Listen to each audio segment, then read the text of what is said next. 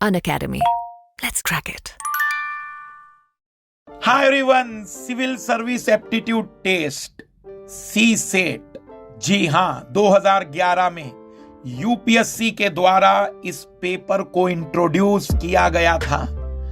उस समय ये स्कोरिंग नेचर का था, लेकिन 2014 के बाद इसे क्वालिफाइंग नेचर का कर दिया। वर्तमान में सीसेट एक बहुत बड़ा चैलेंज बनता जा रहा है। इस छोटे से वीडियो में हम सीसेट के 3 पहलू कवर करेंगे। पहला, सीसेट में कठिनाई क्यों बढ़ गई या सीसेट के पेपर के कठिन होने के क्या रीजन है। दूसरा, सीसेट में असफलताओं का बड़े कारण या असफलताएं क्यों हाथ लग रही हैं विद्यार्थियों की। और तीसरा, इसका क्या समाधान होना चाहिए।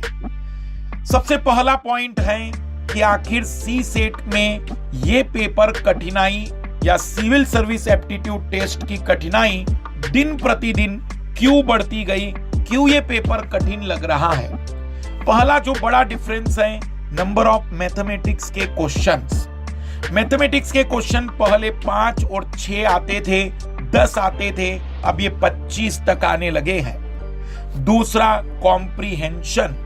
जो पहले कॉम्प्रिहेंशन में एक साधारण कॉम्प्रिहेंशन पर प्रश्न पूछे जाते थे, अब उसमें भी रीजनिंग, तार्किकता जोड़ दी गई।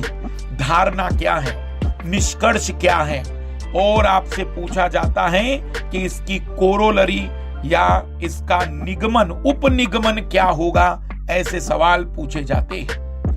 तीसरा, इसका बड़ा कारण कठिनाई का है, number of reasoning question continuously कम होकर उसकी जगह डाटा इंटरप्रिटेशन और डाटा सफिशिएंसी के सवालों को ज्यादा पूछना।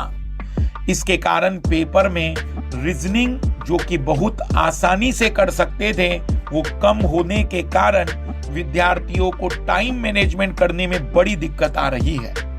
तो ये 3 बड़ी प्रॉब्लम है जिसके कारण पेपर कठिन हो रहा है। मैथ्स के क्वेश्चन का बढ़ना, कॉम्प्रिहेंशन का रीजनिंग के साथ जुड़ना और रीजनिंग के क्वेश्चन का कम होकर उसके स्थान पर डीआई और डीएस, डाटा इंटरप्रिटेशन और डाटा सफिशिएंसी के प्रश्नों का बढ़ना। अब सवाल है कि विद्यार्थी यूपीएससी में फेल क्यों हो रहे हैं, तो उसका एक जवाब तो आपके सामने ही है, क्योंकि पेपर का लेवल बहुत कठिन होता जा रहा है। लेकिन इसके 2 और बड़े कारण हैं।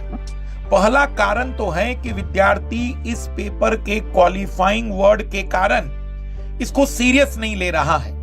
1 महीने 1.5 महीने पहले सोचता है कि मैं कर लूंगा, पहले जीएस कवर कर लेता हूं, पहले आंसर राइटिंग कर लेता हूं, पहले निबंध पढ़ लेता हूं, पहले बहुत बढ़िया से मेंस तैयार कर लेता हूं, और 3 साल तक पीटी ही तैयार नहीं हो रहा है मेरे लाल लाली का।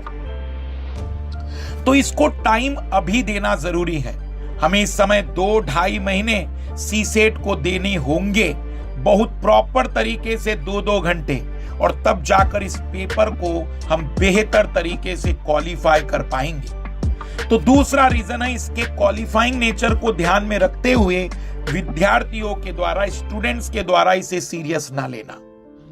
लेकिन तीसरा बड़ा रीजन है, जो कि सबसे बड़ा कारण मैं मानता हूं सीसेट में विद्यार्थी के फेल होने का, और वो है उसका कॉम्प्रिहेंशन पर ज्यादा से ज्यादा डिपेंडेंसी।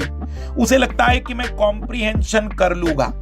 28 सवाल कॉम्प्रिहेंशन के आते हैं। अगर आप कितनी भी ताकत लगा दीजिए, भले ही कोई जादूगर आपसे कह देगा कि मैं आपको 3 नियम बता रहा हूं और उत्तर आ जाएंगे, तो वो बदमाश ऑलरेडी 3 ही कॉम्प्रिहेंशन करके गया है।